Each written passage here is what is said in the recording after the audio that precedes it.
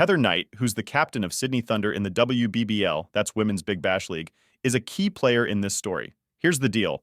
Some WBBL teams might lose their star English players for the WBBL final game. Why?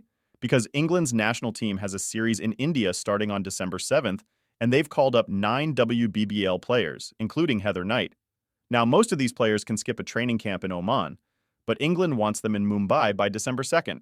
And guess what? That's the same day as the WBBL final. Here's the good news, though. These players can stay in Australia until the end of November, so they can play in all the WBBL games except the final. Now, Heather Knight isn't the only one affected. Players like Nat Sciver-Brunt and Amy Jones from Perth Scorchers might also have to leave early. And there are others too, like Lauren Bell from Sydney Thunder, Danielle Gibson from Adelaide Strikers, and Bess Heath from Brisbane Heat. Melbourne Stars have it tough because they've got Maya Bouchier, Alice Capsey, and Sophia Dunkley in England's squad, but as of now, they're not likely to make it to the finals. Now here's an important thing. When these players were signed by the WBBL teams, they knew about this schedule clash. So it's not a surprise.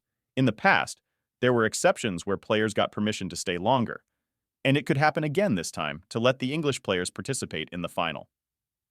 Losing Heather Knight would be a big blow to Sydney Thunder. They've had an amazing season, going from just one win last year to being the top team this season. Knight has been a key player, scoring lots of runs for them. One more thing to note is that the Thunder's coach, Lisa Cately, has strong connections with the English setup because she used to coach the national team.